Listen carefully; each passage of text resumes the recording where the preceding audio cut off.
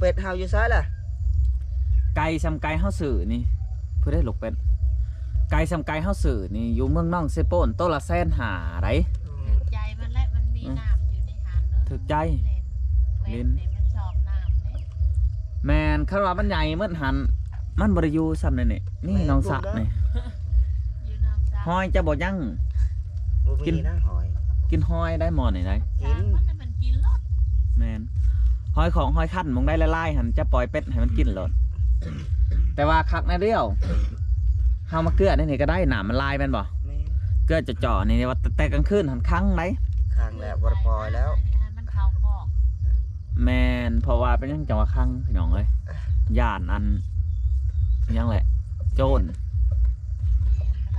บัดมีเงินเมื่อนาเมื่อไหนคันมีแต่นางก่อหนึ่งโอ้ยคัก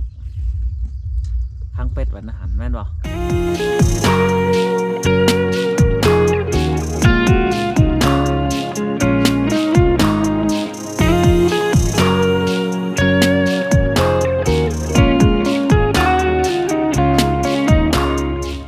ราบทักทายสบายดีบอย FC ฝั่งไทยและฝั่งลาวพี่น้องเนาะยินดีต้อนรับเข้าสู่ส่องบ่าวสัญญาเส้นเก่าเส้นเคยอีกแล้วพี่น้องเนาะก็คือมือนี่เฮากันยังอยู่เพื่อนไอแก้วคือเก่าพี่น้องเอ้ยเพราะว่าบ่าวสัญญาสีมุ่งอันเพื่อนไพ่ให้เพิ่นหรือว่ามุ่งกระต๊อบเพื่อนไพ่เนาะพี่น้องให้มันสำเร็จเสร็จสิ้นเนาะเพราะว่าในเมื่อวานนี่พี่น้องอัน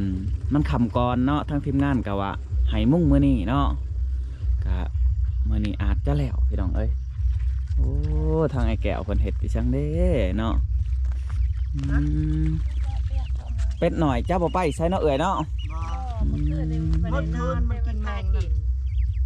แมงเนี่ยคล้ายๆกับแมงเม่าเลยนะแมงน้อยๆนะโอ้แมงน้อยๆฮั่นไม่ได้ปล่อยว่าอยู่คุณปล่อยได้แต่ว่าอันมันลายได้อยู่เพื่อนประมาณว่า30ป้ายไม่ได้นอนมาคืนเลยแม่นสันเป็ด50-60โตผมเป็ดข่อยหันเอ่ยอันแบงโมมัดบริค่ายดอกแบงพี่น้องเขาเจ้าคอนะแล้วก็แบงไปน้ำมันง่ามไปดีแมนอันนี้รุ่นหน่อยได้เนี่ยฮะรุ่นใหญ่กว่านี้ก็มีใหญ่ก็ไล่เลียกันนะว่าแล้วก็ไล่เลียกันแมนอ้าวสบายดีไอ้แก้วสบายดีเห็ดนั่นนะฮะซักเสื้อผ้าให้ลูกโอ้ซักเสื้อผ้าให้ลูกเห็ดเรียบไปเสาเลยพี่น้องว่าทางอายเพิ่นโอ้สิได้แต่ส่งมาเลยเนาะพี่น้องอย่ามันเปื่อนบ่มีส่งขสันบ่มีคือว่าใส่ส่งขสันตื่นแต่นอนมีโดยโอ้ยคือผ้าอายเพิ่นมัดขอบไก่แต่เสาพี่น้องเอ้ยมัดติ้นขอบไก่หลังจากนั้นแหละเฮาก็ไปหาตัดต้นใหม่จัก2ต้นนี่2ต้นหรือ4ต้นก็ได้อายเฮ็ดขอบไก่ได้มื้อนี้ได้หลังจากมุ่งอันนี้แล้ว มุ่งให้เพิ่นประมาณว่า4แผ่นทั้ง4แผ่นทั้ง4ฟุตอ้ายโดยและเฮามุ่ง4แผ่นก็เลือกเผื่อแล้วพี่น้องเอ้ยพัดลมแม่นเอาไว้จากมุ่งแต่เสียวแต่เศร้านะยังให้มันเสร็จสิ้นก็ว่าแมนพี่น้องเอ้ยยังให้มันเสร็จสิ้นภารกิจแต่เศร้าให้ผืดกับอันนั้นน้ำฟังน้องกระเบยไอ้เราเบอร์ตูดกว่าวะว้าวตั้งจะสูบได้ถ้าเพราะว่ามอนได้ของน้องกระเบยแต่ว่าอันนี้มันจากต่ำเนาะไอ้เนาะมันจากต่ำพี่น้องเอ้ยบอลเหยียบนั้นมันจากต่ำมันจากต่ำในโอ้พี่น้องเอ้ยตื่นแล้วผู้น้อยหรือผู้ใหญ่ตื่นทันเอ้ยผู้น้อยและคันหายเนาะคันผู้ใหญ่จะบอกหายโอ้หนึ่งเขาอ้าวใช้เข่าเด้ย่างที่อุ่นเข่าวันนี้อ๋ออุ่นเข่าวันนี้คิดว่าเข่าให้ไปใส่บ่แม่นเนาะโอ้พี่น้องเอ้ยมื้อนี้เฮาสิผ้าอายเพิ่นมัดตีนมันก่อนพี่น้องเอ้ยแต่ว่าไก่หันมันบ่อยากดอกพี่น้องผูกเอาก็ยังได้เนาะจะผูกเอาสิกุ๊กโอ้งามเลยพี่น้องเอ้ยจะได้ผูกเอาแบบนี้เนาะ แต่ว่าเฮาจะมัดตีนมันนี่มัดตีนแล้วเอาคืนแต่ว่าเฮาจะตัดเนาะเฮาอยากได้เสาใหญ่เนาะประมาณว่าอันนี้เสาหนึงพี่น้องนี่เสาหนึงบางทีเฮาบ่พาเฮ็ดก็ได้เนาะเฮาสิเปลี่ยนเป็นเสาใหญ่แล้วก็มานี่พี่น้องมาประมาณหอนนี้เนาะอันนี้ก็เสาใหญ่นะหันก็เสาใหญ่แล้วเฮาสิมุ่งเถิบลงมาเลยมุ่งเถิบลงมาเลยแบบห้องน้ำนี่พี่น้อง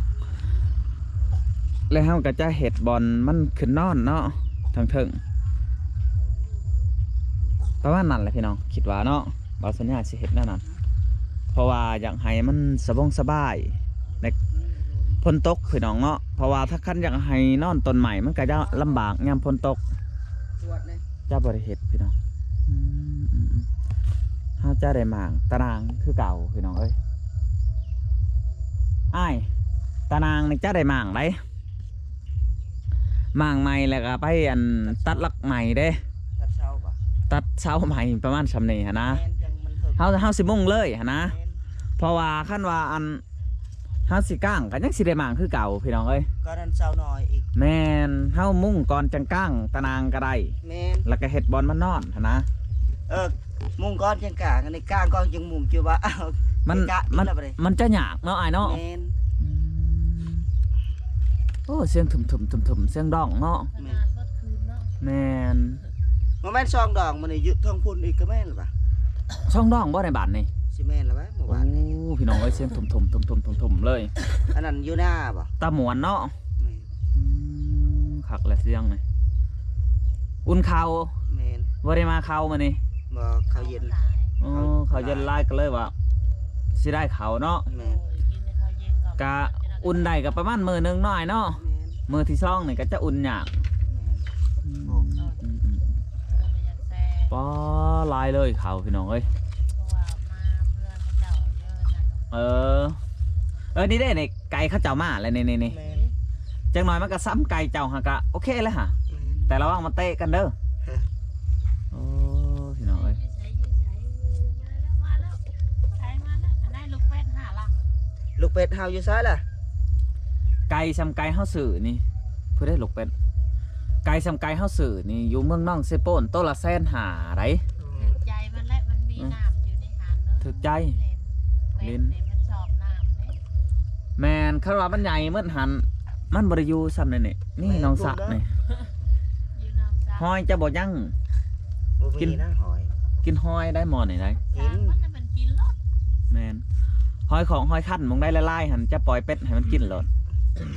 แต่ว่าคักนะเดียวเฮามาเกลือได้นี่ก็ได้หนามมันลายแม่นบ่ แม่น เกลือจะจ่อนี่ว่าแต่กลางคืนหันคั้งได้ ข้างแล้วบ่ได้ปล่อยแล้ว ให้มันเข้าคอก แมนเพราะว่าเป็นยังจังหวะคั้งพี่น้องเอ้ยย่านอันยังแหละโจร เวลาเขาไป บัตรมีเงินเมื่อหนาเมื่อไหนคันมีแต่นางก่อหนึ่งโอ้ยคักคังเป็ดวันอาหารแม่นบ่ แม่น คังเป็ดคังไก่พี่น้องเอ้ยแต่ว่าซ้ำนี่ก็เอาแล้ว แม่น อันนี้จะเป็นบ่าวสัญญาสื่ออันนี้เจ้าบ่ได้แมนอันเงิน FC ได้ตารางนี่คันไก่นี่แมนหมดไก่นี่แมนหมดพี่น้องแต่ว่าเงินก็ยังเหลือ300,000ปลายๆอยู่เลยพี่น้องเอ้ยก็ซื้อสังกะสีมื้อนี้กับบ่าวหลาออกกันพี่น้องเอ้ยแล้วก็เรือหันกาสิเฮ็ดนั่นเฮ็ดนี่ตะปูโอ้ยพี่น้องเอ้ยแล้วก็เรือหันกาสิให้อายเพิ่นไปซื้อข้าวป้ายคันว่ามันเรือหั่นนะสิเบิ่งก่อนหลังจากเฮ็ดอันมุ่งเฮือนให้มันแล้วนี่แล้วก็สิไปมุ่งขอไก่พี่น้องหลังจากนั้นคันมันเรือก็สิให้อายเพิ่นไปซื้อข้าวป้ายเงินทางอีแม่เพิ่นเนาะก็พอดีเสร็จสิ้นภารกิจนี่พี่น้องมันบ่เหนียวบ่อายบ่เหนียวบ่ บ่ อ๋อบ่เหนียวเนาะเพราะว่าอัน เฮาหนึ่งหมู่บ้านโหลดเด้ อ๋อโดยหนึ่งเมื่อวานนี่เนาะ แม่นก็เลยนั่นแหละบ่มาบ่แซ่เขาเห็นเขาเย็นมันหลาย อ๋อ หมดก่อนจังเฮาแซ่ไหม หมดก่อนจังใส่ไม้เนาะ แม่นเสียดายเบิ่งในเขา ลายเยอะหนูลายไก่หนูนะ เพื่อสิหาได้ก็พอแห้งเนาะไอ้เนาะ เพราะว่ามันนี่เดี๋ยวมันมาเพิ่งหนึ่งตัวผูมันมาด้วยมันจะ บ่ไก่นี่คันเอามาหมด7โตหันปล่อยก็ได้มื้อหนึง2มื้อเพราะว่ามันเป็นซุ่มเด้มันไปเป็นซุ่มมีไก่ผูตัวหนึ่งไก่แม่6พอดีแล้วพ่อบ่ต้องเลี้ยงต่อบ่ต้องเลี้ยงต่อเนาะเพราะว่าอันมันออกหมดนี่กับพี่น้องจักสิว่าจังไดกับผู้ดีเลยมันเข้าป่านี่โอ้ยาวๆเลยมันบ่ได้ไปปนเปี้ยนแถวหมู่บ้านบัดนี้ใต้ผักก็บ่จักใต้ได้ใต้หาหลกใต้หาได้ ก่อนนั้นทำมาเฮาไปอยู่ไก่หมูเด้ แม่นเวลาเกลือก็ไปเกลืออยู่กกบกโผมันกินแล้วพุ่นแล้วมันเข้าป่าพุ่น นี่แหละคำมามันก็สิหาผู้เจ้าเฮาเวลาเฮาเอิ้นว่ามันก็สิมาคำมันเคยนอนขอกแล้วมันคำมามันขึ้นขอกแล้วนะ แม่น บ่อยาก ให้มันนอนคอกได้เห็นเถอะให้มันเคย ไก่เศร้าบานให้มาพี่น้องมันอันเคยมากินแหละมันก็มาเลยแล้ว นี่ไก่ทางนี้หรอ แม่น่าจะเป็นท่านนี่กะดีคือกันคันเฮาซื้อไก่แม่มดกะดีคือเก่า แม่ ไก่ผู มันมีไก่ผูแล้วเขาเอาบ่ได้ฮะเฮามีไก่แล้วเขาก็เจ้าคังก็ไม่เนาะ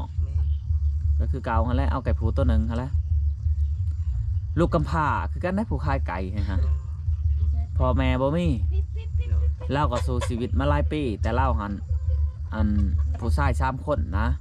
เพิ่นก็เลยตั้งรักตั้งฐานได้เลี้ยงเป็ดเลี้ยงไก่พากันไปหารับจ้างเฮ็ดเฮือนเฮ็ดซ่านเพิ่นฮะเพราะว่าลูกเมียบ่มีหันนะ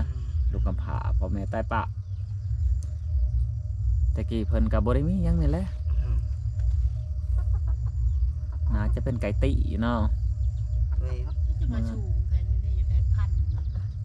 สูงบ่ซั่นนี่โอ้ไก่ข่อยยังสูงกว่านี้แล้วข่อยว่าต่ำแล้วนี่แต่มันจะงามไก่มันอยู่หนองหมูเด้ แม่นก็นั้นมันไปหากินว่าได้กินนั่นเนาะมันกินของธรรมชาติ แม่นมากินของธรรมศาสตร์ ไก่มันแข็งแรงเขาว่า แม่นแข็งแรง หมดกับลูกๆโอ้ยนิวอันตื่น ก็นั้นมันก็สบายแล้วก็นี่เพื่อนเขาอยู่นี่เนาะมันก็ปล่อยมันไปมันบ่ได้อยู่แบบชาวบ้านคือ เป็นยังงานนิวอียังกัดพ่อ แม่นยุ่ง ติดยากได้ไก่พวกนี้อะไรได้มันย่องมันน่ะมันสิเป็นแนวอื่นหรือเปล่าเป็นภาคเป็นหยังก็มันอยู่ แหล ใน น ป่า กับ ที่ ป่าหมดเลยพี่น้องเอ้ย ขนาดเขาอยู่ในบ้านนี่ว่าผู้นึงติดก็ติดมันแล้วแหละ เจ็ดมัดแม่น อาดิวก็ได้นอนแล้วก็เบยนะ อืม ตัวขึ้นลงกิงไปกิงมา จะบริวัตเนาะตีนมันเนาะอันกระตอบในเนาะ แม่น บ่าวสัญญามุ่งจังหน่อยจักกะสิหน่วยกับประจักษ์พี่น้องเอ้ยบ่คันบ่วัดหน่วยได้คันเฮาวัดทางนั้นมาผีจักแมตรนะ บ่เฮาวัดตอนนั้นได้คุมนี่นะพุทธตอนเฮาขุดเฮาบ่ได้วัดลึกซำใด ยามันแล้ว แล้วตอนนั้นก็วัดเท่ากันน่ะ วัดเท่ากันเนาะ แม่3เมตรคือกัน โอเคครับพี่น้อง โอ เนาะ นเนี่ยเช้าเย็นก็จะเต็มหัว เบิ่งนี่เห็นป่ะมีแต่ข้าวเย็นอย่างเดียว เต็มหัว เต็มขั้นมื้ออื่นนี่จะอันยังแหละจะอุ่นบ่ได้ แม่นนั่นแหละเลยบ่นั่นนะ แม่น บ่แซ่ หลังจาก1เข้าแล้วเฮาก็เฮ็ดกระตอบหล่น โดย เพราะว่าตอนนี้เฮาตอกบ่ได้พี่น้องบ่าวสัญญาตอกบ่ได้เพราะว่ายันคิดินเขาเย็นเขาเจ้าบ่มีค่าอัดม่วยบ่ มี โอ้เบิ่งขี้ฝนควันขึ้น เบาขึ้นมันขึ้นมัน แป๊บ โอ้โทษควันแห้งเลยพี่น้องเอ้ยบ่ไหว้สภาพนี่ เอามันลุกคอยหันและถ้วยบวกเดี๋ยวคอยล่างลองจะหน่อย โอ้เป็ดหายเอ้ยคักแล้วพี่ไล่กันพี่น้องเอ้ย อยู่ไส พี่ น่ะมันได้น้ำแล้ว ท่านได้น้ำอิ่มเจ้าบ่เกลือนี่อ๋อ อึดย่างข้าวแบบข้าวแห้งให้มันกินเบิ่งน่ะท้องมันดู แม่นพี่น้องเอ้ยเป็ดผูซองเป็ดแม่ซองก็พอดีโคหนึง กินได้มันมากจะได้น้ำ แม่น ยามได้ลงนี่มันลงเรื่อยๆได้ปะเนี่ย ลงเลยๆแล้ว มันก็สิขึ้นมานอนนี่แล้วมันเคยนอนนั่นนี่เด้มันก็จะขึ้นนอนนั่นนี่แหละ โอ้ติดเลยเนาะ เป็ดหน่อยแม่น ไปหากินแมงหมดคืนมันสิเนาะ งามเลยเอาสบายดีบ่ล่ะ สวัสดีเด้อ โดยว่าสิเฮ็ดแต่เช้ามื้อนี้แต่เว้นก็หาปุลุพี่น้องเอ้ยบ่สัญญามาแต่เช้าๆก็บ่ลาเนาะ เห็นแล้วเร็ว ว่าสิมุ่งให้เพิ่นแต่เช้าให้มันสำเร็จเสร็จสิ้น เพราะว่ามันหลายภารกิจแม่นบ่ล่ะ แม่นค่า หลายภารกิจ ค่ามุ้งแล้วก็เอาพวกอันเครื่องครัวนี่ยับเข้าไปสีห่มๆเนี่ยเด้อ โดย อย่ามันตากแดด โดย อันนี้จะเฮ็ดใหม่อันนี้ต้นนี้จะหม่าง มากเฮ็ดใหม่สีดีเนี่ยนั่น แม่น เนาะ โดย นี่มาเฮ็ดครั้งนี้ก็ได้อ้าย เฮ็ดนี่เฮ็ดติดกับอันนี้อันนี้พอหรือ เฮาว่าจะเฮ็ดหมองดังไผหมองนี่นี่เฮ็ดติดหมองนี่และหมองหลังนี่ นั่นแหละนี่ติดอยู่นี่ เฮาจะเอาลักเก่าก็ได้ รักเก่า ต้นนี้ก็ตอกมานี่อ้ายตอกนี่มาเลยนี่ เกินชานแล้วกันแล้วทางนี้ก็จะเป็นบ่อนล่างถ้วยเจ้าถูกต้องแล้ว แม่นถูกต้องแล้ว นี่จะกระดังไพ่ขึ้นบ้านนี่ ดังไผ ลบพ้นจะหน่อยนี่ ยังใช่ แต่ว่าดินนี่มันอยากเสมอกันเอ่ยเฮาต้องคูณ มีรถเข็นจักรยานและจะเก็บใส่กระสอบมาคูณใส่นิดนึงก็ได้ คูณขึ้นเพราะว่าพ้นมันพระบ่เทิงเลยได้บ่ล่ะมันก็จะไล่ไปทางอื่นหั้นนะอันนี้มันไปไล่เขาขอขี้ไผ่เปื่อนเลย ใหญ่ขนาดเนาะ แม่น โอ้นอนได้ประมาณหลายคนเลย เบิ่งพุ่น เท่าไร คนละนอน เท่าไรคูณเท่าไรอันนี้ครับ 4 ฟุตผูกดัก 4 ฟุตคูณ อืมนี่เนาะ 6 4คูณ เบิ่ง 4 ทุก วะ คนยุ่นพ่นเบิ่งห้องข่อยทั่วหมดเลย โอ้4คูณ4โอ้นอนคักเลยเนาะคักแล้วพี่น้องเอ้ย สะใจเลย แม่นสะใจเนาะ วันนี้ เต็มห้องข่อยเนาะ เต็มห้องเลยเนาะคักใหญ่วะ แม่น ใหญ่คักเลยเนาะอ้ายเนาะ แม่นก็ว่าสิยายเอาเฮ็ดนอนบ่ก็นอนในมุ้งบ่ แต่เดี๋ยวก็นอนกิ้งไปกิ้งมาเนาะพ่อ อันนี้ก็ยังบ่ได้พูกอันนั้นตึงเลยแข็งๆอันธรรมดา กระตึงแห่งกระเต็กเนาะ โคตรเนาะใหญ่มันเรือห้องก็เลยปลูก แม่น พอดีคุณจะนอน4 คน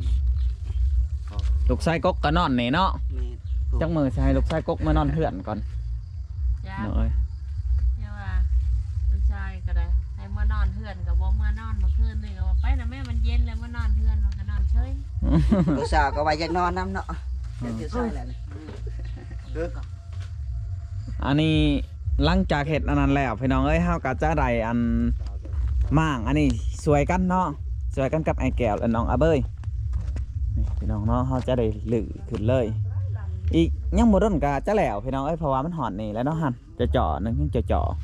แต่ว่าเฮาต้องมุงสังกะสีก่อนมุงสังกะสีแล้วเฮาเฮ็ดขอกไก่จังได้ลื้อเนาะลื้อแล้วสิพากันสวยทอดลักพี่น้องทอดลักไม่ขึ้นเนาะหลังจากทอนขึ้นเฮากะให้ทั้งน้องอาเบยแล้วก็ไอ้แก้วเพิ่นพี่น้องเอ้ยควัดขี้ดินเนาะหรือว่าทุยขี้ดินให้มันเพียงๆกัน หลังจากนั้นแหละมันแจบแล้วพังไหมพี่น้องพังไหมมันจังสูงตะนางน้องอาเบยเนาะเพราะว่าช่วงนี้อันดินทมแล้วมันอยากต่ำเนาะเฮาก็จะเอาขึ้นอีกเล็กน้อยพี่น้องน่าจะอันบ่เฮิงดอกพี่น้องเพราะว่าฝนตกเมื่อวานนี่ก็มันก้าวขึ้นได้อยู่ดอกหั่นเนาะพี่น้องโอ้ยสบายเนาะบ่คือน้ำมักจับได้พี่น้องคันน้ำมักจับนี่มันจะตอกยากเนาะแต่ว่าอันนี้ตะนุ่งตะนางเนาะเพียงแต่เฮางดตะปูนิดหนึ่งเฮาก็จะลือได้พี่น้องคักแล้วพี่น้องกันนี้เนาะเอาพี่น้องคลิปนี้กับบ่มีหยังหลายจังได้กะฝากไปติดตามคลิปหน้าพุ่นแหละเนาะพี่น้องเนาะเพราะว่าบ่าวสัญญาสิเป็นคนขึ้นมุ่งกระต๊อบให้เพิ่นแล้วแต่ว่าทั้งเฮาจักสิได้ถ่ายหรือบ่พี่น้องเอ้ย